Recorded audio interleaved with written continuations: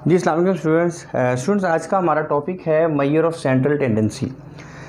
ये स्टैटिस्टिक्स का बहुत इंपॉर्टेंट टॉपिक है सेंट्रल टेंडेंसी, जिसमें हम एवरेजेस को फाइंड आउट करते हैं।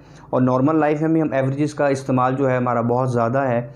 हम नॉर्मली इस वर्ड को भी यूज़ करते हैं कि एवरेज हमारे ये मार्क्स आते हैं या एवरेज ये अटेंडेंस चल रही है आजकल कॉलेजेस में।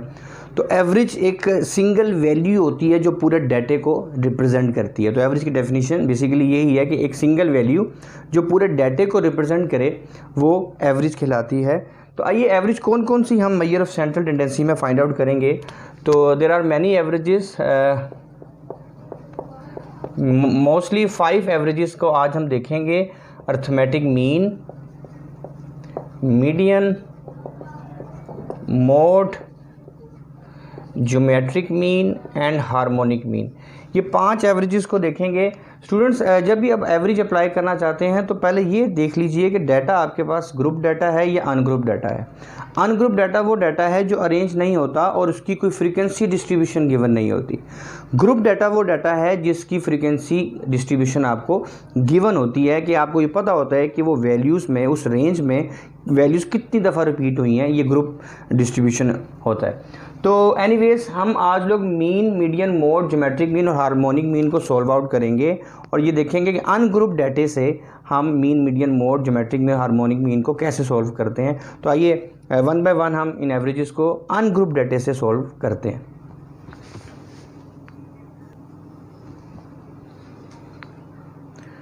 जी स्टूडेंट्स, हमारे पास ये डाटा है। मैंने वैल्यूज़ जो है, नंबर ऑफ़ वैल्यूज़ जो है वो बहुत कम ली हैं। नंबर ऑफ़ वैल्यूज़ 5 वैल्यूज़ ली हैं। और ऑब्वियसली वैल्यूज़ जो हैं क्वेश्चन में आपको ज़्यादा हो सकती हैं, 10 वैल्यूज़ हो सकती हैं, 15 वैल्यूज़ हो सकती हैं।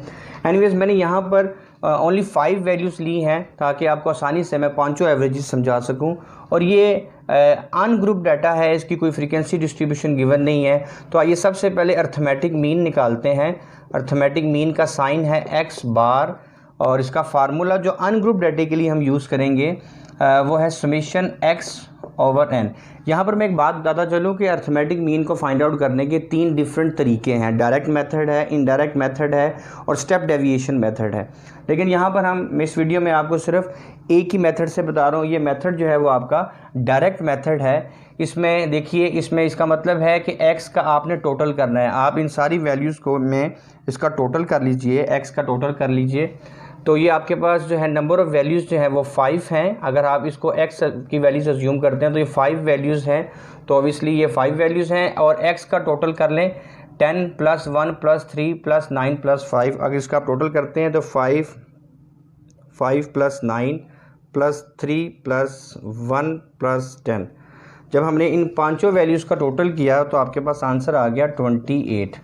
और 28 को हम डिवाइड करेंगे 5 पे तो आपके पास आंसर आ जाएगा 5.6। ये हमने निकाल लिया है अर्थमेटिक मीन।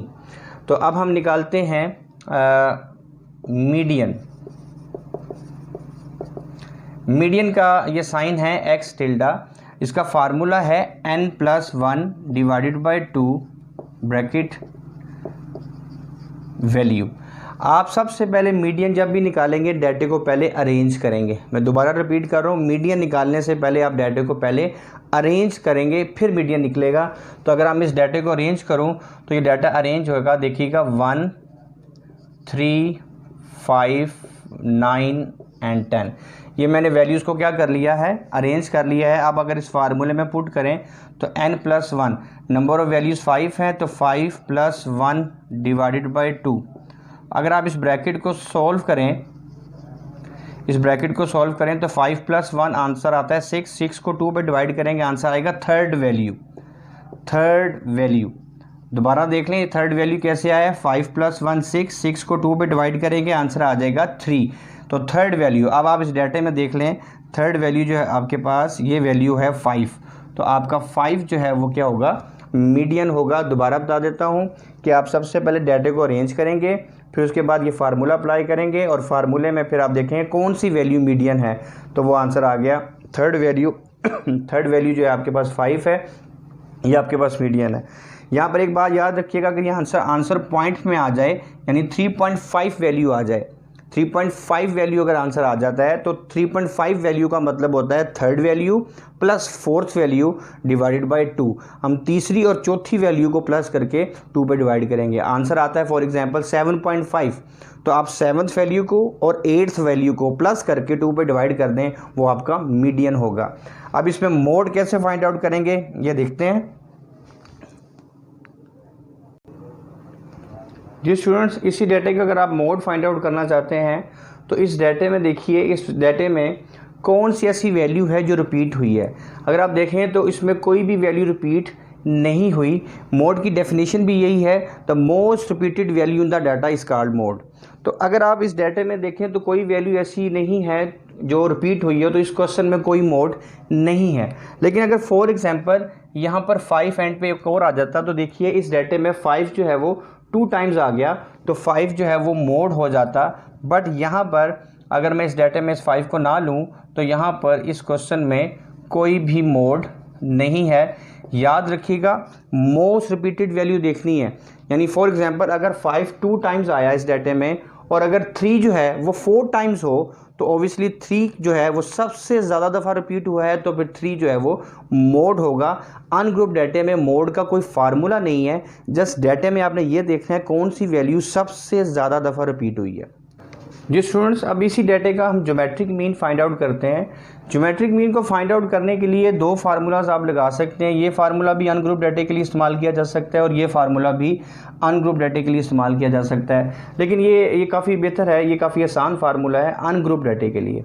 तो जब हम ग्रुप डाटे पे जाएंगे वहाँ ऑब्वियसली एंटी लॉग का फार्मूला हम यूज़ करेंगे, लेकिन अनग्रुप डाटे के लिए हम इस फार्मूले के बजाय हम इस फार्मूले को तरजीह देंगे। तो ये कैसे सोल्व करेंगे, आपने क्या करना है, ज्योमेट्रिक मीन जब भी फाइंड आउट करना है आपने सारी वैल्यूज़ को मल्टीप्लाई कर देना है। 5 multiply by 9 multiply by 3 multiply by 1 and multiply by 10।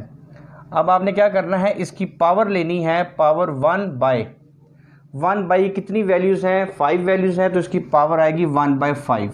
अगर ये 6 वैल्यूज़ होंगी तो 6 वैल्यूज़ को मल्टीप्लाई करके इसकी पावर ले लेंगे 1/6। जितनी भी वैल्यूज़ आएंगी वहाँ ये यहाँ पर हम पुट कर देंगे। यहाँ 5 वैल्यूज़ हैं, तो आइए पहले हम इसको मल्टीप्लाई करते हैं।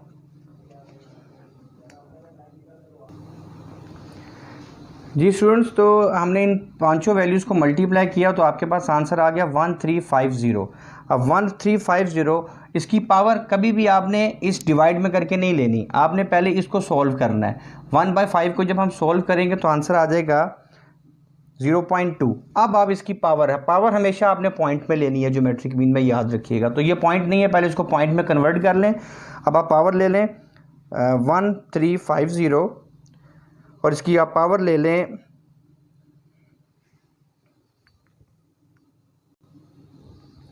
जी स्टूडेंट्स, ये 1350 की पावर हमने 0.20 ली तो आंसर आ गया 4.22।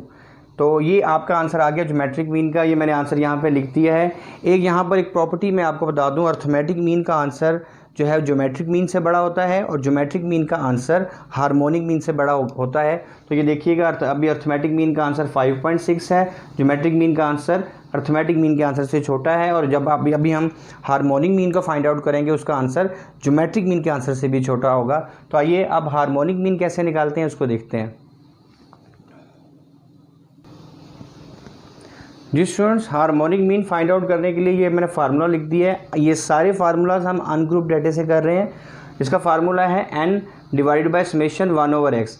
n का मतलब हमें पता है, n जो है वो वैल्यूज़ जो है आपको पता है कि n कितनी वैल्यूज़ हैं, 5 वैल्यूज़ हैं, और डिवाइडेड बाय समेशन 1/x। आपको एक कॉलम बनाना पड़ेगा 1/x का। यहाँ देखिए x की वैल्यूज़ हैं 5, 9, 3, 1, 10। ये x की वैल्यूज़ हैं। आप एक 1/x का कॉलम बना लीजिए 1/x। आप हर वैल्यू को 1 पे हर 1 को ऊपर रखें और 5 पे डिवाइड कीजिए तो आपके पास डिफरेंट आंसर्स आ जाएंगे। ये देखिए 1 डिवाइड बाय 5 तो आपके पास आंसर आ जाएगा 0.2। अब 9 को भी आप 1 पे डिवाइड कीजिए, 1 डिवाइड बाय 9 0.11। उसके बाद 1 डिवाइड बाय 3 0.33। इसी तरह 1 डिवाइड बाय 1 करेंगे तो आंसर 1 आ जाएगा, और 1 डिवाइड बाय 10 तो आंसर आ जाएगा 0.1।